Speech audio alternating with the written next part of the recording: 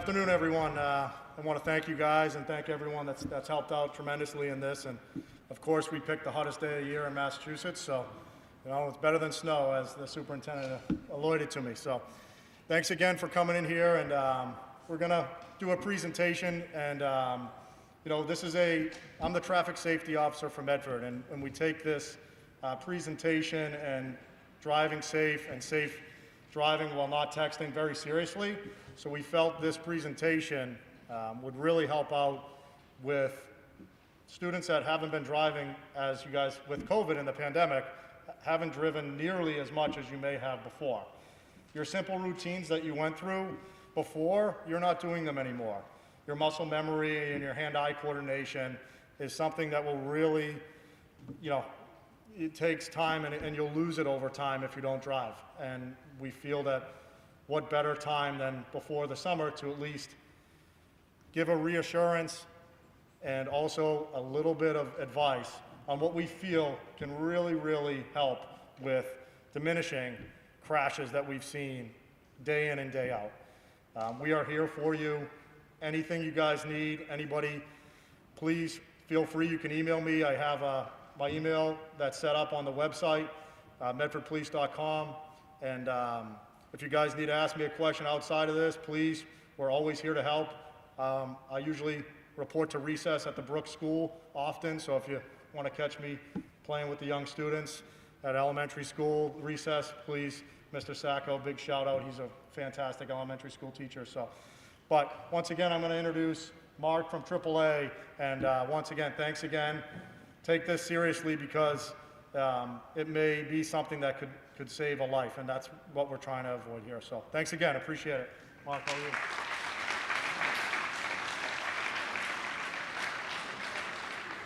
Hey everybody.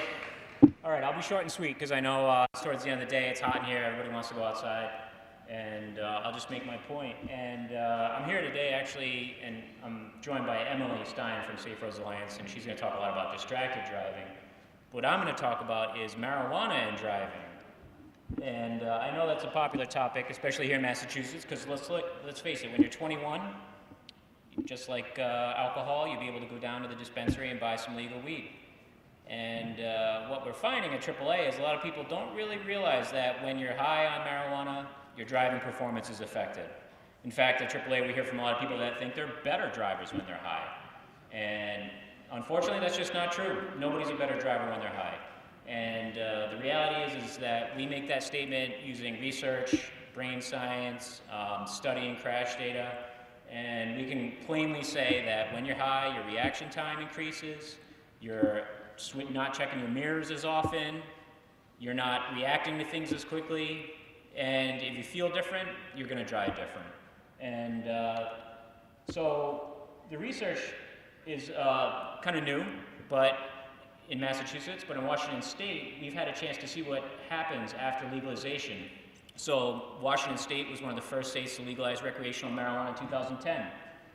And it's probably hard to read on that slide there, but basically what it says is that every year there's a certain number of people that die in car crashes every year. And in Washington State, they actually take a blood sample from every person that dies in a crash. And what they do is they do an analysis of the blood to find out, was that person impaired? Were they drunk? Were they on drugs? What was going on? Did they have a medical episode? And we find that even though the number of deaths is roughly the same amount, give or take a few every year, the number of people with active THC in their system, THC, which is the chemical in pot that gets you high, that number doubled. And that was after 1 year. So it's kind of alarming to us that twice as many people have active THC in their blood in these fatal crashes. What does that tell us? We're not really sure. We're not saying the number of crashes doubled. We're not saying that the THC or the person was high and that's the reason why they crashed and died. But what we're seeing is people think it's okay to get high and drive. And then we can make a conclusion that when you're high, your crash risk doubles. Up there it says when you're under the influence of marijuana, your crash risk doubles. Anything involving doubling risk, that's a reason for taking a step back and thinking, should I really do this, right? So this is not an anti-drug message, AAA. You know what AAA is all about. You call us when you break down, we help you out. We have travel, We have a driving school, like in Control, who's joined us today. So I'm not here to say don't use pot. You shouldn't, because you're not 21 yet, obviously. But when you are 21, you're going to have to make that decision. So how many of you would get in a car with somebody who's drunk? Let them drive you home. Raise your hand if you get in the car with somebody who's drunk. All right, I know a few people are raising their hands as a joke, but the reality is nobody raised their hands, right? Well, when I was in high school, a few people would raise their hands honestly. It's not a big deal. You know, my buddy drinks all the time, you know. Or the town drunk, you know, the cop follows him home. We all have a laugh about it. Sloppy sauce, right? Well, the reason why you guys are not raising your hands is because since you were little, you drink, you drive, you lose. Drive sober, get pulled over. That's been hammered into your head since the beginning. It was a public safety campaign, messaging over and over and over. It's been drilled into you. And then you've seen the commercials of the broken down cars and the blood and the broken glass on the street. You've heard of the ripple effect. You've had people come in and talk about how they lost loved ones. You've been exposed to that since you were little. But you ask people about marijuana, they're like, it's a plant, right? It's natural. Well, alcohol starts as a plant too, right? And the data shows that when you're high, you're just not going to drive as well. So that's why I'm here today, to try to say, you know what? Doesn't matter if you're impaired on alcohol or marijuana or a prescription drug, your driving performance is affected and your crash risk increases.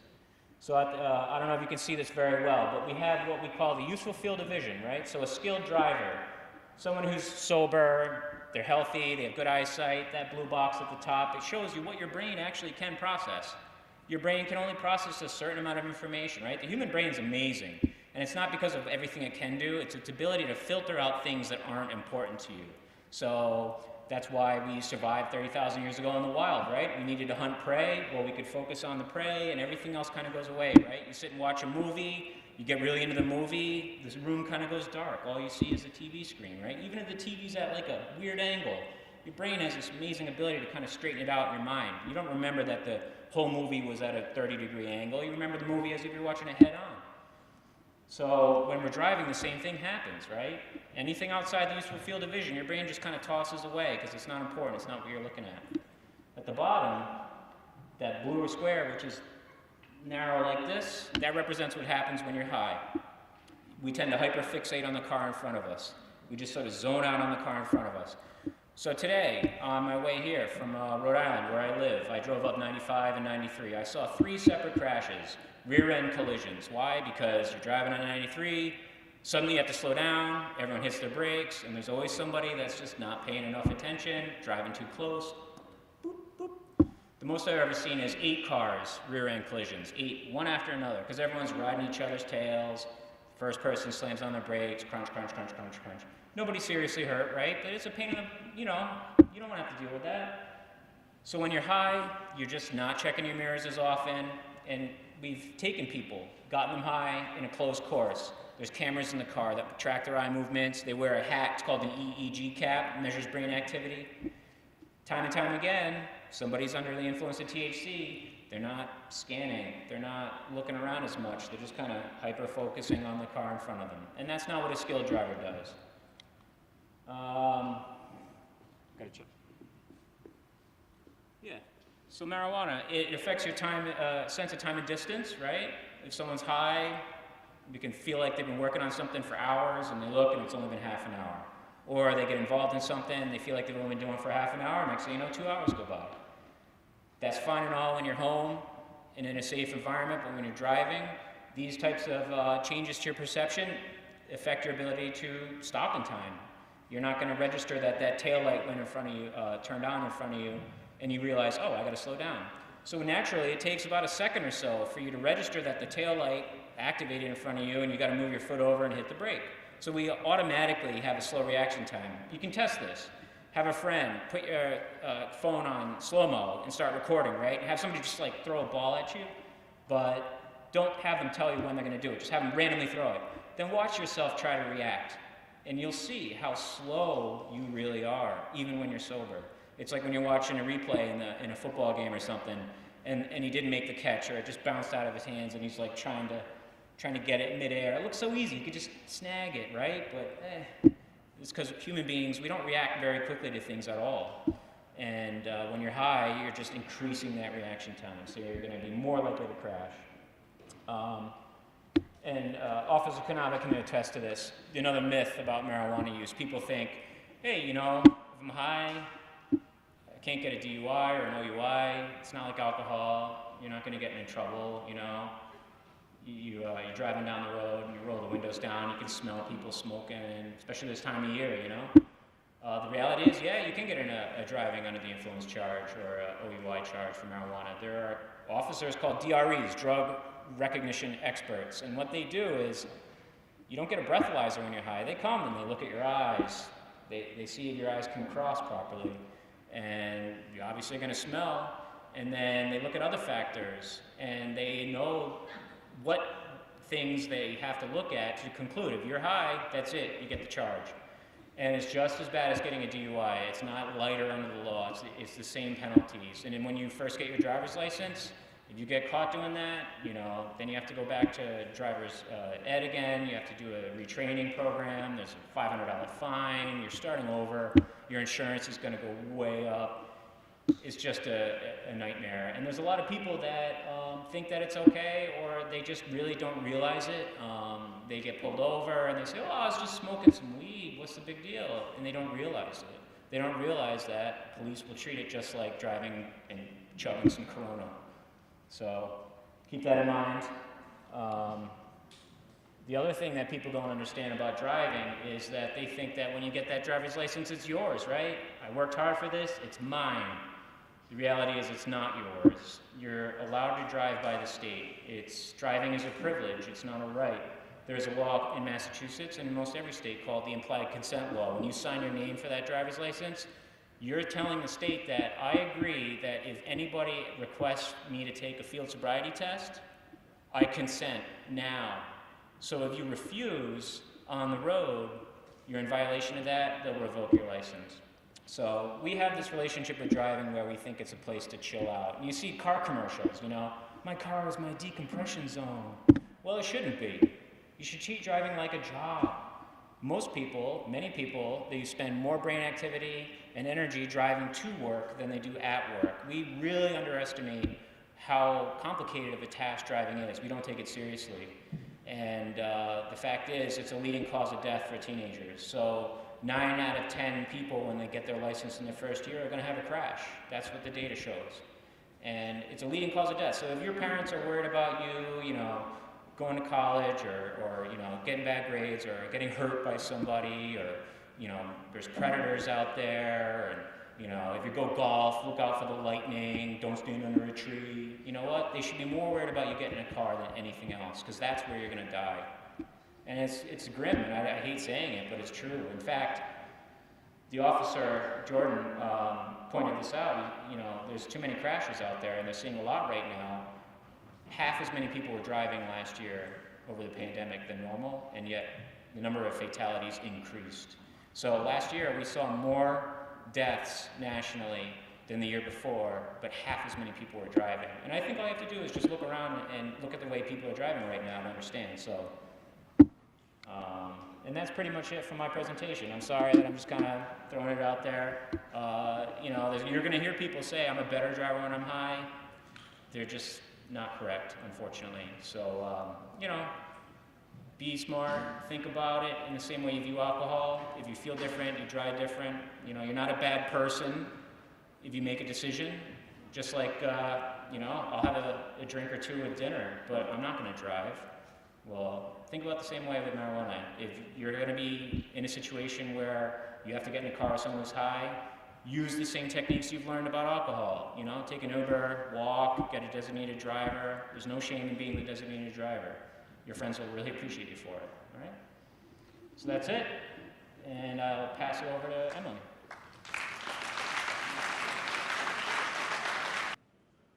Hi, everyone.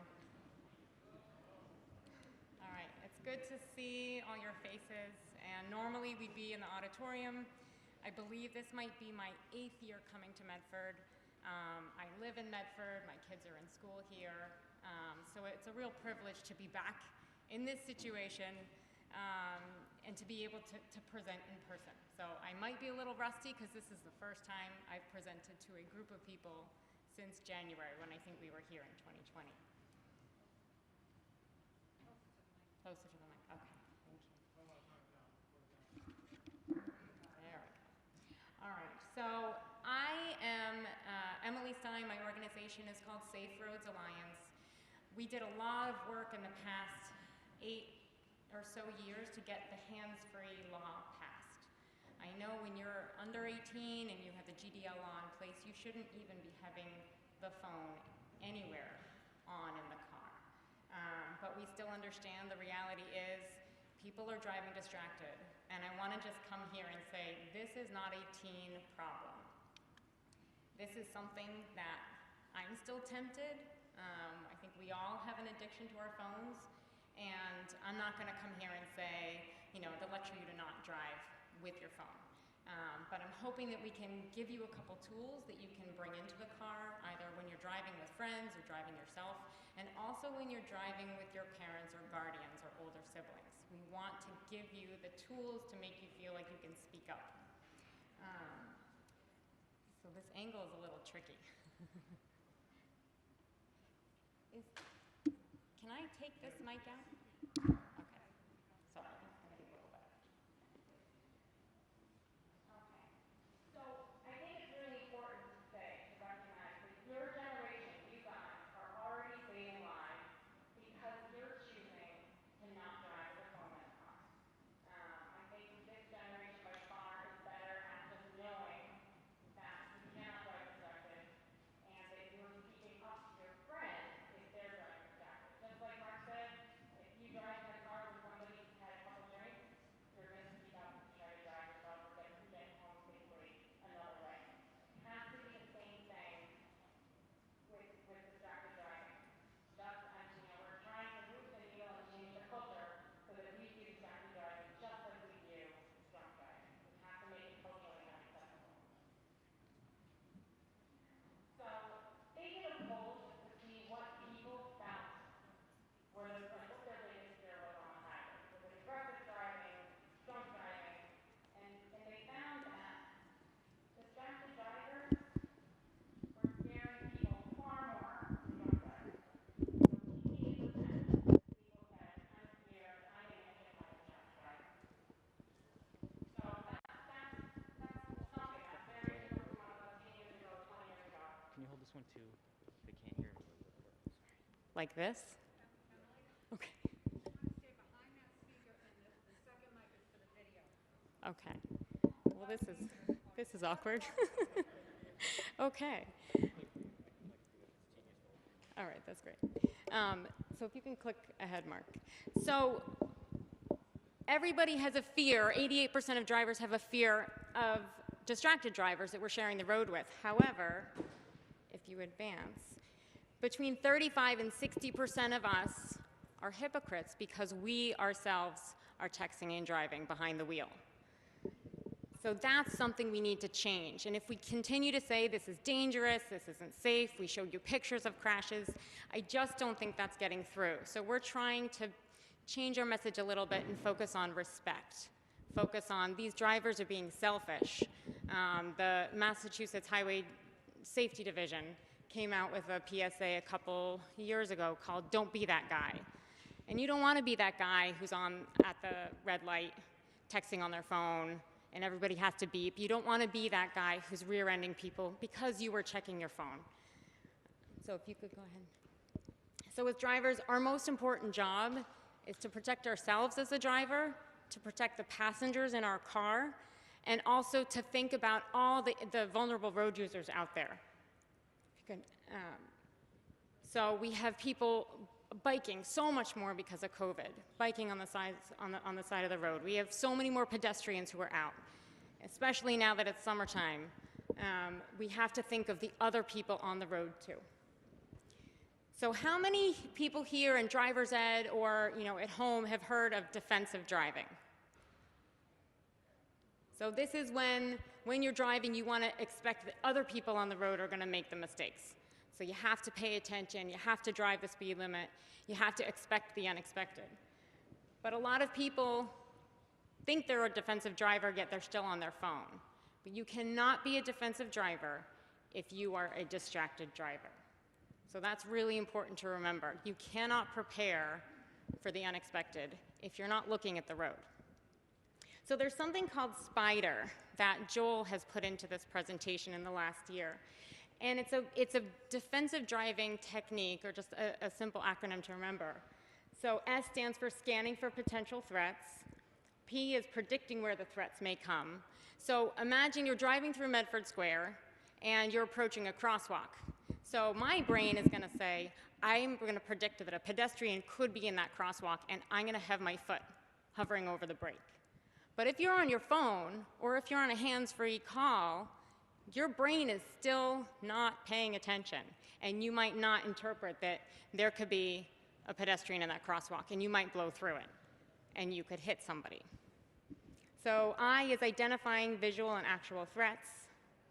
D is deciding whether to act, what to do, and then the ER is executing that response. That's slamming on the brake. That's swerving to avoid something. So I always want to say, like, picture your little brother or sister crossing the road. Picture your dog crossing the road. You want those drivers who are on the road to be able to react to those things, those people or animals that you love. So I always, when I drive in Medford, I think of, oh my gosh, I'm sharing the road with all of you guys and all of your families. And we have to think that wherever we go. And if we're distracted, or if we're driving high or drunk, we're not going to be able to react in time and to stop for the people who might be in the road. So this is kind of an awkward space. Normally when we're in the auditorium, it's a little more interactive. But does anybody want to shout out what is distracted driving? Yes. Sorry, say it again. Well, distracted driving. Yes. Any other examples? So you have texting. There's watching TikTok. I saw a taxi driver watching a football game. You could see it through their, you know, they had their phone mounted, but they were watching a game instead of driving. So distracted driving is impaired driving. You're just under the influence of technology instead of a substance. And then in general, because there's so many other forms of distracted driving, there's eating, there's putting on makeup, there's finishing a soda, there's chatting with your friends in the back seat who shouldn't be there, and this is why GDL says you can only drive by yourself, because your peers in the car are also very distracting. So distracted driving is really being engaged in an activity that will take your attention away from the primary task of driving. So when you're driving, you should only be driving. Okay. So many of you might know this already, but just to review, there are 3 types of distracted driving. So there's visual, like my eyes are not on the road. I'm looking at my phone or something else inside or outside the car. Manual is my hands aren't on the wheel. They're on the phone or reaching. It's like some people I've known have lost somebody because they were reaching for the phone that they dropped or reaching for a CD, talking to their kid in the back seat. So that's manual distraction. And then cognitive distraction is the biggest circle. Yes? Sorry? Talking on the phone. So the hands-free law says for adults over 18, you can talk on the phone, but you have to have a device. You can't hold the phone in your hand. But that is actually still cognitively distracting. Like, you might find that you're driving on the highway and you breeze by your exit because you were having a conversation with your mom. And you were so focused on the conversation, you didn't even notice you missed the exit. So that's cognitive distraction. Let's keep going. Let's skip that one. This is a video about a city bus driver in Quebec who was decided to save 30 seconds of his time by finishing paperwork while driving until he got back to the office. And if you click it one more time, you'll see that when we ask what your reaction is, the adults were the ones to say, wow, that's scary, this is risky and dangerous. But you guys, the students of your generation, kind of took it one step further and said, that's selfish. That's irresponsible and disrespectful. And again, I think that's what we need to change our culture, is to label this behavior as selfish, because we don't want to be selfish. You don't want to disrespect other people on the road. So this is just a little PSA that a high school student made for a video contest.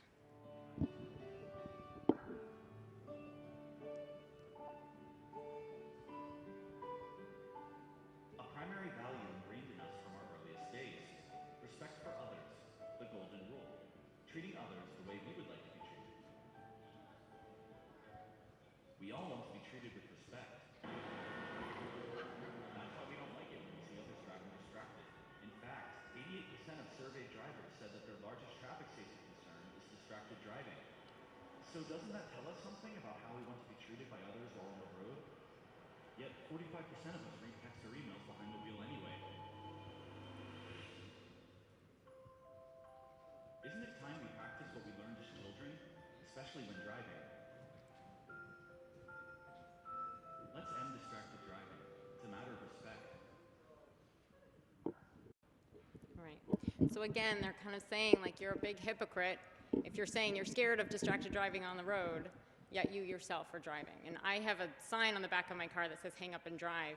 And that sign is a constant reminder that if anybody saw me on my phone, I would be the biggest hypocrite. So I just, my phone is off and away whenever I drive. So why are we here? Why is it so important for us to talk about distracted driving and drugs driving? It's because this is the leading cause of unintentional deaths for kids and people ages 5 to 24. It's because we're going into the summer months, and this is the deadliest time for teens your age.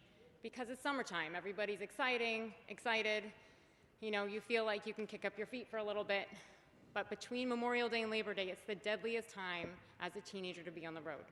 So especially as we're coming out of COVID, and I know we've all been incredibly impacted by COVID in so many ways, whether you lost somebody you loved, or whether your life was upended because of everything that you guys have had to deal with. The last thing you want is to lose a friend, lose a family member, or yourself be seriously injured or killed in a crash. So that's the reality of why we're here. Almost 60% of teen crashes are caused by distraction. And again, like I said earlier, more teens will be killed or seriously injured because of distracted driving instead of drunk driving, because drunk driving is socially unacceptable. But we're still trying to get there with distracted driving. I think we can play this video. This is another, so NDD holds these annual competitions for high school students so you can come up with your own PSA, because oftentimes you guys are way better at sharing the message than somebody my age. So this was a girl who last year created this video as a way to show her peers why everybody should put their phone away.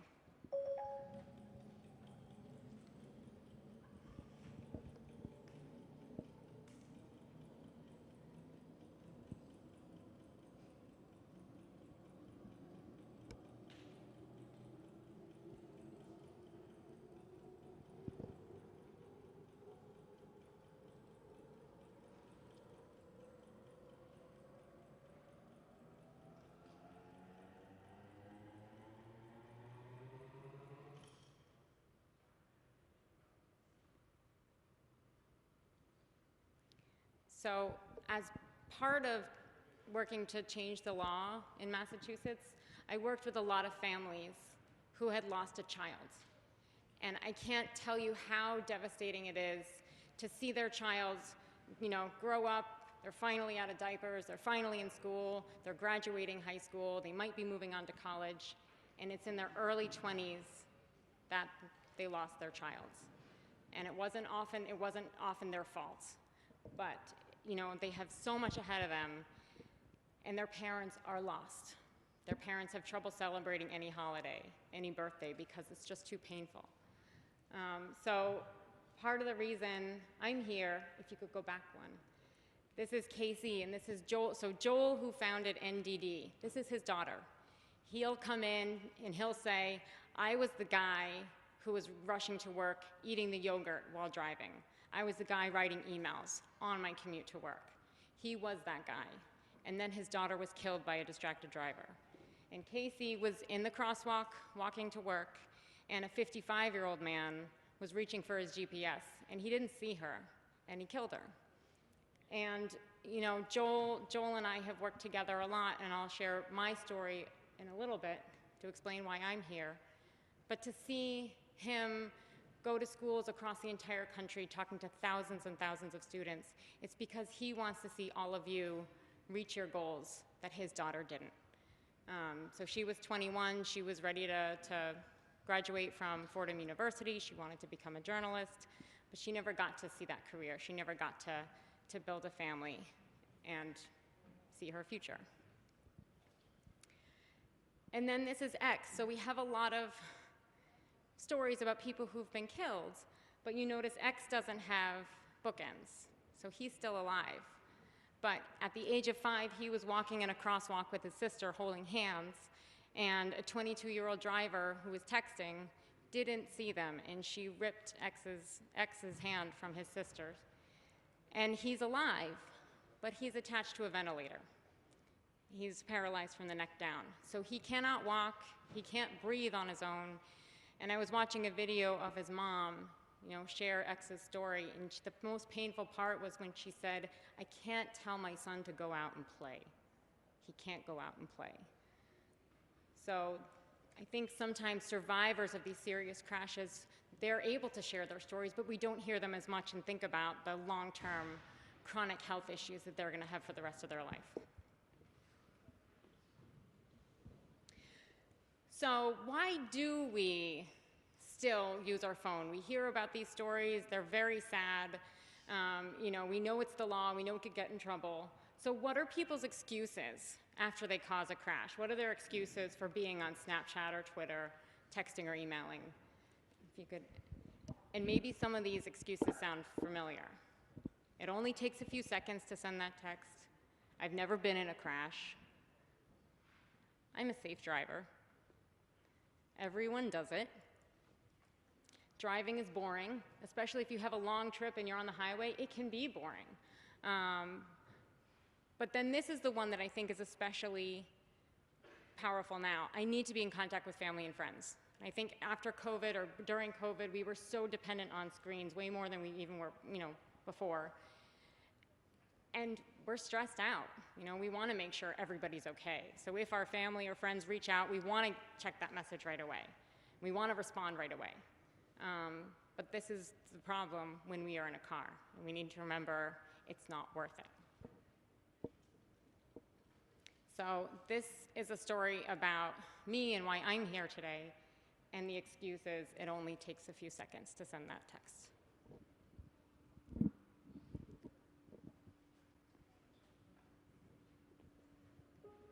I wasn't texting, I wasn't using a cell phone, but I still called someone.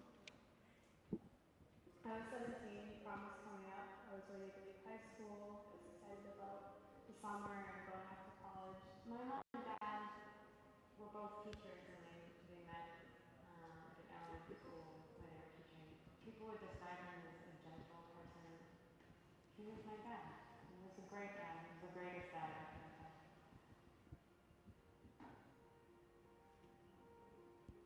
I was on my way back from my clarinet lesson. I was hungry, so I was looking at my GPS. All throughout high school, he was there for me every step of the way. He coached me in sports. He was there for every single one of my games. My car would be in the breakdown lane on the side of the highway, and I hit him in, and I killed him. It's fun.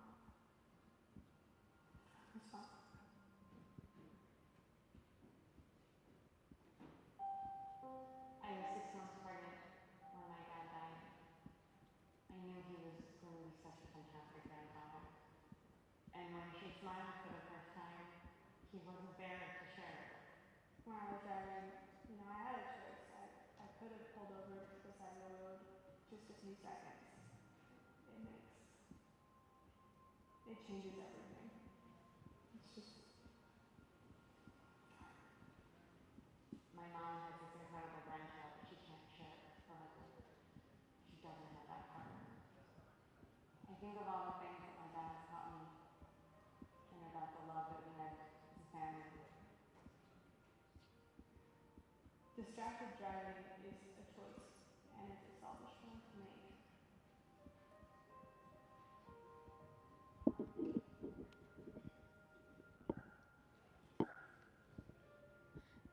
So what the video doesn't show is that Katie actually went to the same high school as me. She was just graduating 10 years after. So I would get a letter when we were going through the whole, period with the DA. I got a letter from my math teacher saying what a great student she was. And I got a couple letters from other teachers that I had had 10 years earlier. And so this is when I always think about, you never know who you're going to share the road with, and you never know who you could harm if you make a bad choice behind the wheel. So I think we'll skip this part. If we had more time, we would just ask everybody to close their eyes for 5 seconds. And when you think about 5 seconds, it's actually a really long time. And that's the average length, that's the length of an average text that people send. And, even when you're looking away from the road for 2 seconds, the crash risk doubles in that time. So we can keep going. If we have time, I'm going to play this video because I think, especially for the teachers and parents in here, this is incredibly powerful at showing that teens aren't always the problem when it comes to distracted driving. One more, and listen, I'm sorry, we got to rock and roll, I got to pick up the assistant. Pick up my glove while you're at it. We'll come back next week. Hey, mother's calling. Hold on a second. Yeah? No, I know. No, we're heading in now. Because somebody else is calling. Let me just see who this is. Dad! Dad! You ready, Dad? Yeah. Yeah, I'm ready. Let's do this.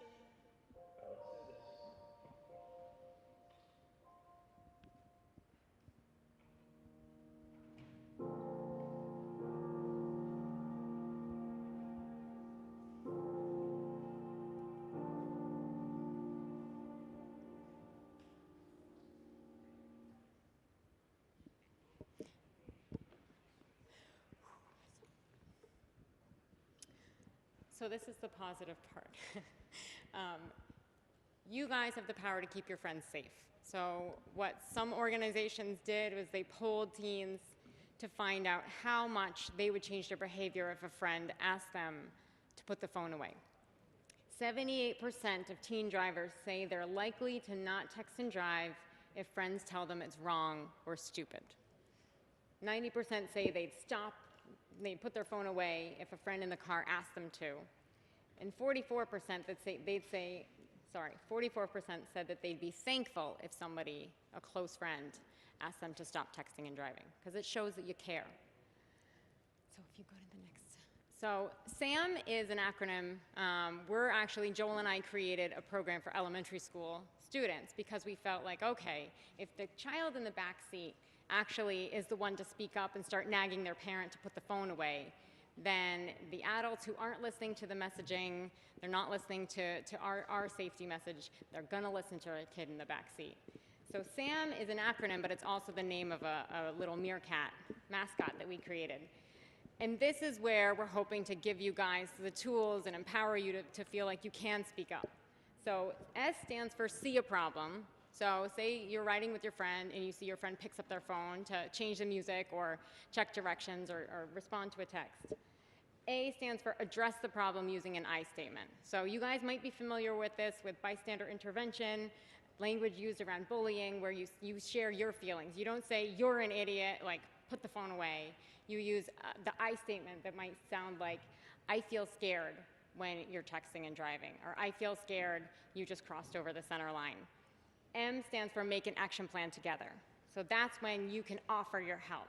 You can say, let's pull over, we have plenty of time, how about I send that message for you? So with the elementary kids, we're working on giving them tons of examples that they can use in the back seat. But this is something you guys can do too. If you go to the next slide. So this is, again, use statements, you're gonna piss off your friends and probably your parents. But if you put it on you and use that I statement, this is something I'd love for you guys to try with your parents or guardians, with your older siblings, and with your friends.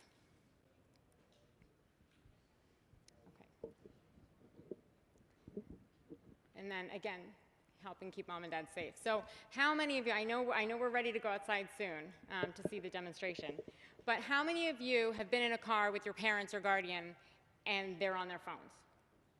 So just raise your hand. I won't tell them, you're not gonna get in trouble.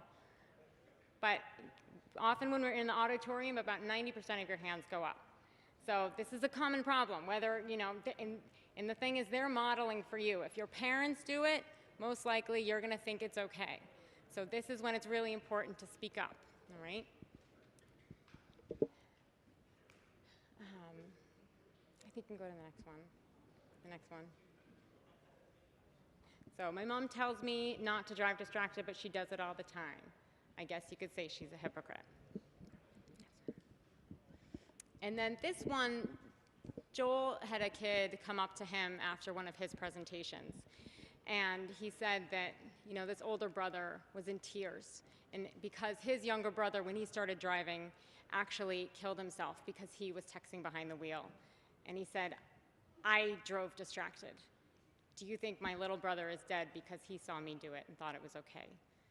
So it's like these are the things you just don't want to live with for the rest of your life. Okay, so if you could keep going. So does everybody know about Do Not Disturb while driving? This is a setting on your phone. It's on Apple, it's on Android. So the one thing you guys can do today is go home, look at your settings, put on Do Not Disturb while driving. It's a really great feature. I wish it was built into every single phone before you buy it. And it just blocks all texts, notifications, any calls, and you can still get them when you get to your destination safely. So if you go to the next screen, this is just an image of what it will look like. It sends an auto reply, so it also tells the person who keeps trying to call you and text you, stop texting me, I'm driving, okay? So it's a really great tool for educating the person on the other end of that conversation too. So I'm just gonna end with this video about Casey, and then we can go outside and see the fun demonstration, okay? This is a face of distracted driving. This is Casey Feldman. Casey was a daughter, granddaughter, sister, niece, cousin, and friend. She was kind, caring, had a great sense of humor, lived life to its fullest, and was loved by many. She was so funny and so vibrant and so beautiful in every way. She was smart, she was intelligent, she had goals for herself, she was really grounded, and she was someone that you knew would grow up to be somebody special, somebody important to other people. Casey's life ended on July 17, 2009. She was struck and killed by a distracted driver while she was crossing the street in a crosswalk. He had taken his eyes off the road for just a few seconds. It was the first time that I ever lost somebody, a friend, and someone my age. And it made me realize that that could have easily been me, that could have been my sister, it could have been anybody. Before Casey's accident, I drove distracted, and I would let people who were driving me be distracted. I know in high school, rushing around to activities, I'd be eating in the car, doing makeup in the car. I actually wrote a speech in the car once. I was changing the radio station while backing out of a parking spot, and I hit a utility pole. I would take my eyes off the road to do makeup, to text message, to use my phone. I think definitely as a teenager, when you're first driving, you do feel invincible, and driving can become a secondary task to whatever you're doing. You're basically operating a weapon. I think that people need to realize that they're operating something that has power to change like thousands of lives. No matter what it is you're trying to do in the car, it's not worth it. When you're driving, it's not a secondary task, it is the only task you should be doing. We must learn from Casey's death that as young people we are not invincible. And we learned that it just doesn't happen to other people, it happened to Casey, someone that we love and miss very much. I think of Casey lying in the roadway after her accident, and when the police officer asked her how it occurred, she said, I want my mom. And I was there for her in those last moments. What will it take for us to change the way we drive? I stopped Having meals in the car. I put one CD in and I just don't change it. I make sure my purse is in the back seat now.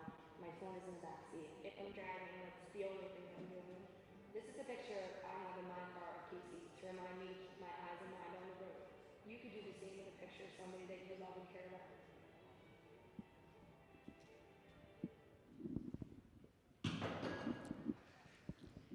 Okay.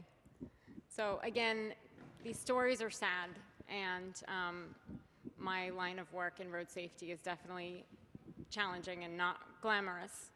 But the takeaway for today is this is 100% preventable. All of these crashes, nearly 95% of car crashes are preventable. So you guys have the power to speak up. You have the power to put the phone away on silent, download that or change that setting so you just don't get tempted when the notifications come in, and speak up with your friends and your family. And we're gonna get there very soon, we hope. So soon enough, we're gonna look back and say, oh my God, how could we use our phone in the car? How was that allowed? So thank you guys so much for being in this really hot gym.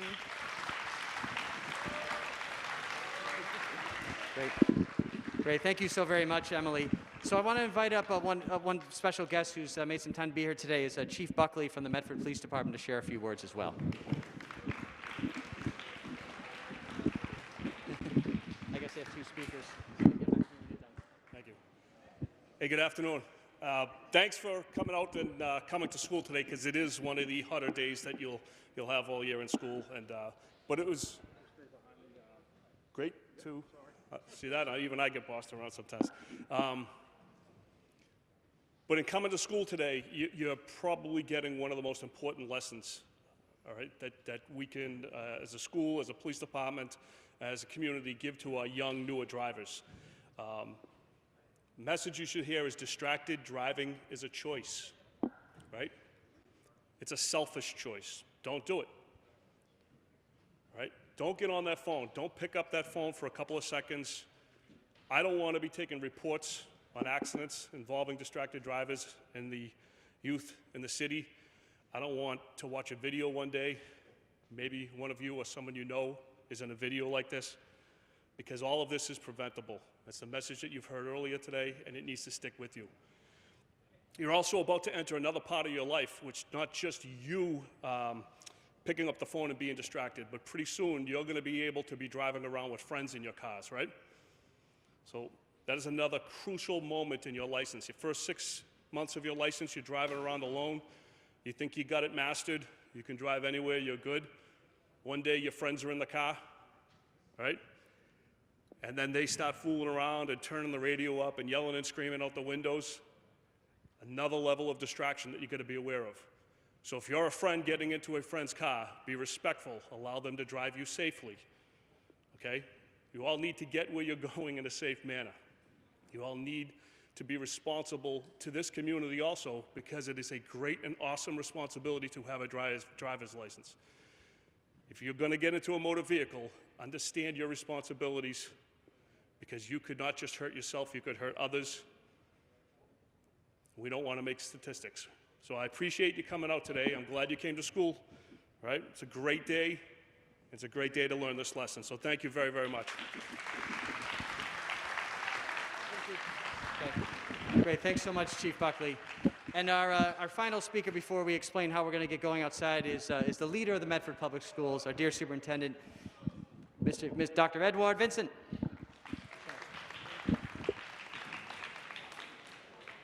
Good afternoon, boys and girls. First, I want to say thank you for being a great listening audience, because today's presentation, again, there was a lot of information that was presented that was critically important. I want to give a shout out to Officer Canava and Ms. Klein for her presentation today. Thank you for AAA as well, just for supporting us.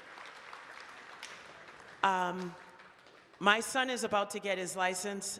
And because of the pandemic, everything kind of had to slow down. So he's getting it this summer. And I have been driving with him. And yes, on occasion, he will say, "Mommy, don't get distracted." So it's true. Sometimes you can get distracted. You hear your phone ding when you have a text message coming in. So I just want to encourage you to take some of the pointers that were said today to be focused drivers, because it will make a difference and it can save someone's life. Earlier in the presentation that was being made today, when, yes, our first speaker was talking about the effects of marijuana and people maybe not taking it as seriously, I want to say that even if you are the driver, to also make sure that the passengers in your car are not smoking, so that you say, well, I wasn't the smoker, because you can be impacted as, you know, the secondhand smoke. So please take it seriously.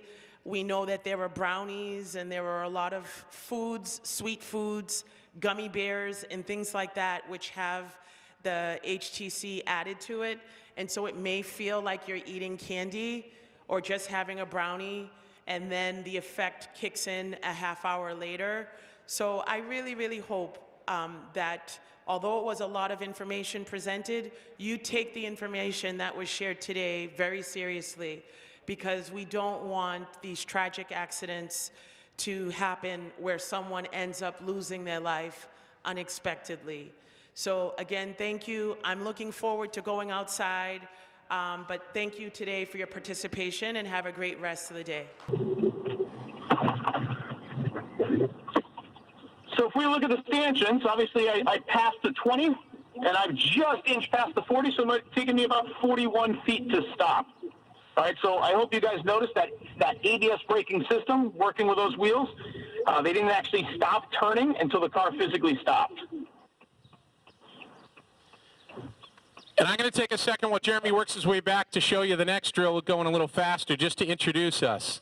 So I'm part of the In Control Family Foundation. We're a nonprofit that's focused on reducing crashes. Mostly here in New England, but across the country, we want to help people avoid crashes. We do this through community engagement, coming out to talking with people like yourselves, but we also have a hands-on course that we offer. The closest site we offer to you guys is down in South Weymouth, and we do what you're seeing Jeremy do today, but with you driving. And the idea is we want you to experience things in a controlled environment so that you don't find yourself in trouble on the real streets.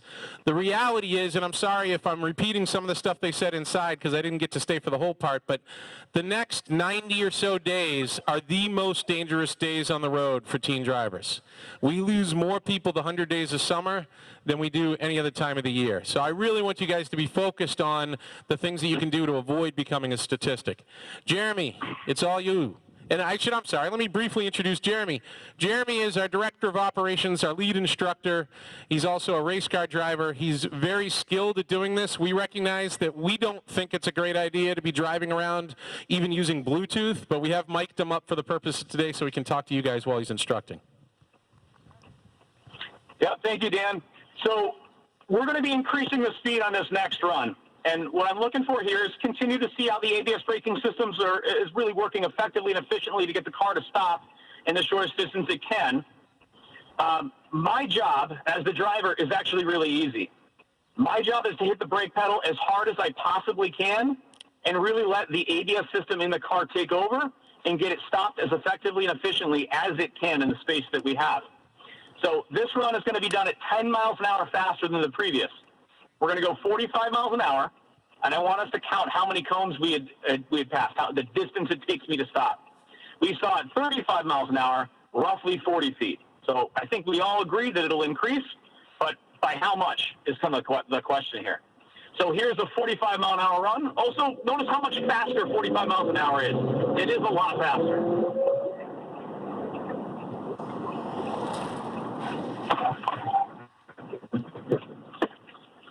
And for anybody watching closely, you can notice when I hit that brake pedal, I'm using my entire body to hit that brake.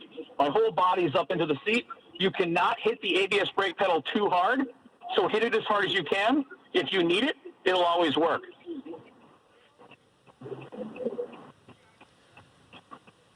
So you guys heard a lot of people inside talking about different impairments. If you are distracted, think how much further it's going to take you to stop. If you're impaired by marijuana, if you're impaired by drinking, by other drugs. How about allergy medication? Let's be realistic. A lot of folks are having the worst allergy season of their life.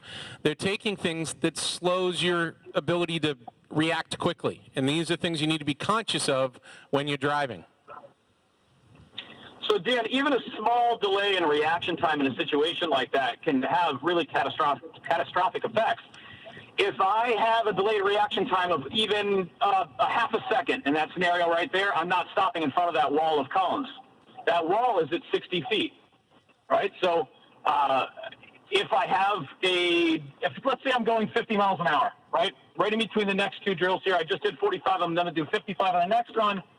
50 miles an hour is roughly 75 feet per second that you're traveling. So even a half a second delay like that can absolutely add 35, 40 feet that quickly. You're good there. And Emily, I think that may be you. Tuck yourself off into the woods a little bit. He's going to be going fast enough where you can get into that area. If you're going to come back this way, you want to come all the way to the cruiser and you'll be safer there. Go ahead, Jeremy.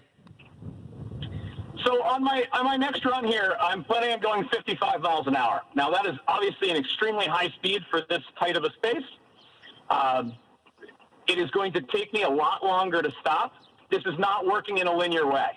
So when I went 35 miles an hour, it took me just about 40 feet to stop. When I upped it up by only 10 miles an hour, we went just past 60 feet to stop. On this next run of 55, I've got a line of cones out there. Hopefully you guys can see that line of cones. At 55, considering the way this is going, do you think I'm going to be able to stop before this wall of cones? What do you think, Can you hear any responses? Anybody yelling answers? I'm hearing not really. All right, that's a fair answer. I mean, it's hard to know for sure, but yeah, I'm probably not going to be able to stop. So one of the best features of the ABS braking system is because the wheels don't stop turning until the car physically stops. That means if I turn my steering wheel and I aim those wheels that are spinning in a different direction, the car actually goes there. Now, it sounds like I'm being ridiculous saying it that way. Of course it does, right? You point the wheels that way, the car goes that way. But that wasn't something you could do without ABS brakes. In an emergency, you had to choose between braking or steering, but if you combined them, the wheels locked and you lost control. With an ABS braking system, because the wheels stay spinning, I can actually steer under braking. I'm going to show you guys right here, and then I want to have a quick conversation about how important the order of operations here is. It's very important that I hit the brake pedal first, keep the brake pedal down the whole time, and then steer around the object. So here we go at 55 miles an hour.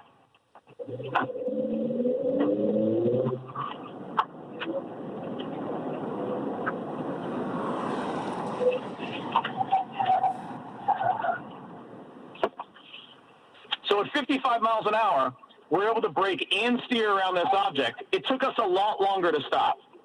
You can see the nose of the car is just past the 100-foot mark. So just by adding 10 more miles an hour, I added another 40 feet to my ability to stop. That's a huge difference. It's so important that we react to emergencies on the road in front of us with our ABS braking system. By hitting the brake pedal hard, we open up all of our options. First, the car slows down. That's simply safer. If we're going to hit something, I want to be going as slow as possible by the time I hit it. That's certainly a guarantee. By reducing my speed, I gain a higher level of control. Obviously, that's extremely important as well. But there's a couple other key components here that we don't normally think about. As soon as I hit the brake pedal, I'm no longer going that speed anymore. I'm reducing my speed, and by doing that, I'm increasing the total time I have to avoid the objects in the road in front of me.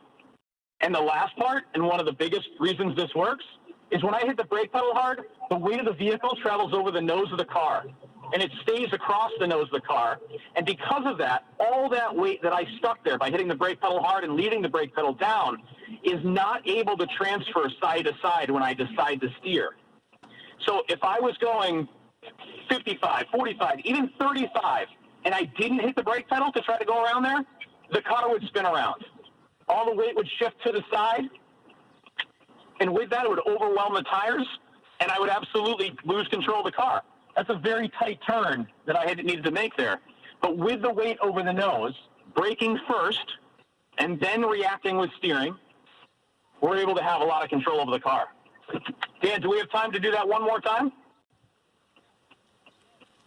Absolutely, Jeremy. We'll have you do it one more time. Before you come down, I want to reiterate some stuff we said at the beginning. We talked about seatbelt use. I had you guys raising your hands. Imagine what happens to Jeremy if he doesn't have his seatbelt on and he has to turn the wheel at a high speed. He doesn't get to sit behind the steering wheel anymore. That is one of the key reasons we want you belted in. You can keep your foot on the brake pedal, you can keep your hands on the wheel. If you don't have that seatbelt on and you get into an emergency, you're much more likely to crash than you would be if you did have a seatbelt on. So keep that in mind. Jeremy, you want to go ahead and run? Yeah, I just simply like to say the seatbelt allows you to have the knowledge and skills you have. So people that are like, oh, I'm a good driver, I don't need my seatbelt, it's exactly the opposite of that. To be a good driver, you have to have your seatbelt.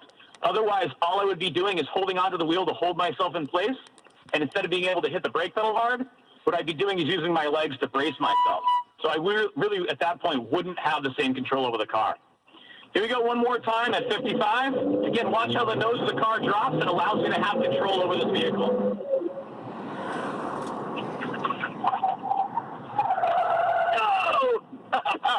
So we hit that cone at the end. We minimized the damage. We actually got just to about 60 miles an hour there.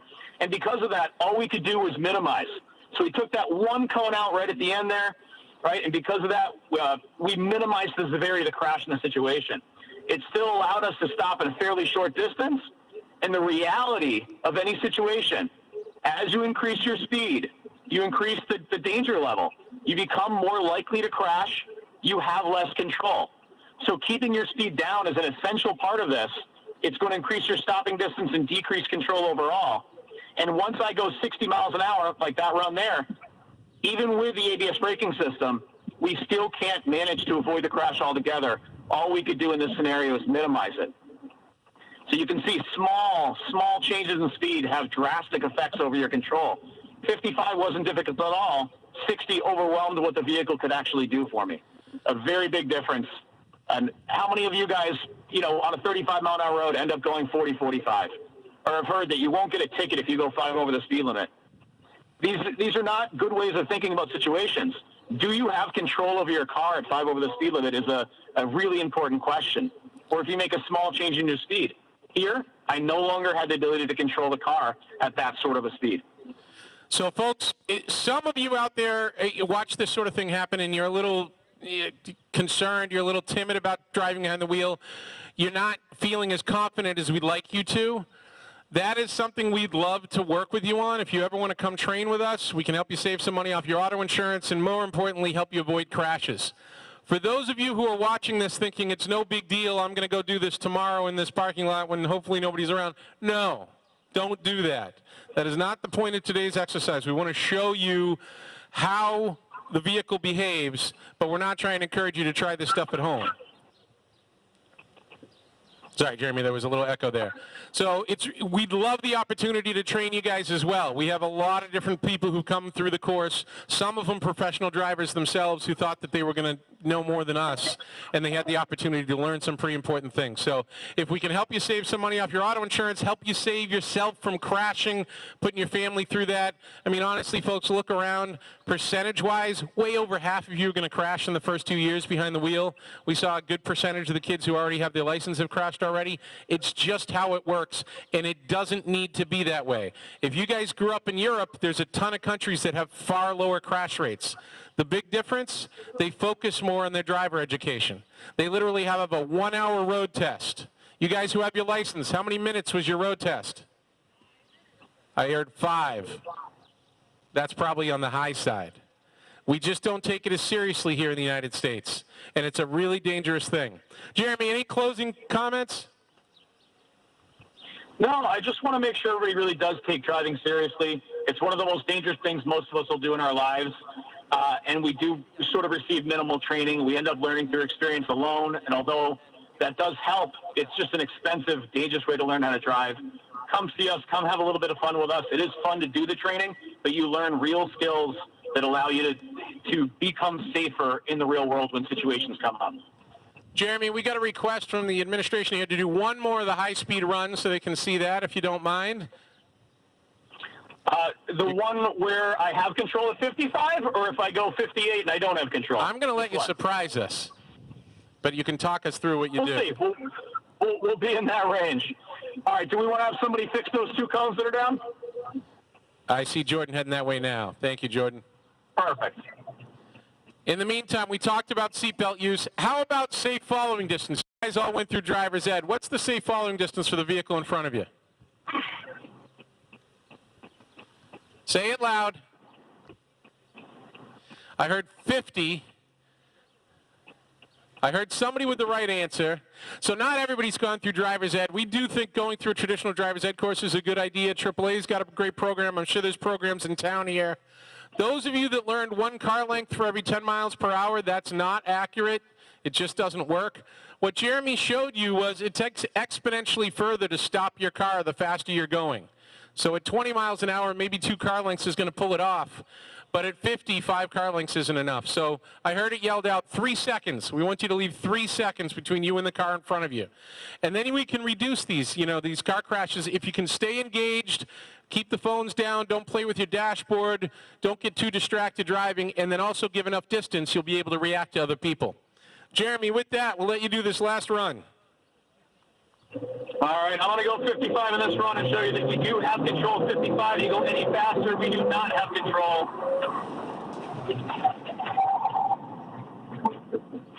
You can see a huge difference, right? That was about 54, which just happened to be the speed I was able to get up to in that space. You can see on the run where I was able to get up to 58 or so, a little bit too fast, right? And we can't have control of the car anymore. There's not much I can do or anybody else can do in that situation. The vehicle just will not have that same level of control anymore. All right, well, once again, thank you so very much to all our partners who are here this afternoon, Safe Roads Driving, In Control Driving, AAA, Medford Police. Greatly appreciate your support, Dr. Vincent, as well, and everyone else involved here, the media team, Ms. Dunphy, Mr. Kaplan, their crew. So listen, there's 2 things I need from all the students. One is, I need you to remember what you were told today. I need you to keep that close to you. I know I've learned something, and I've been driving for a long time. I need you to remember it, please.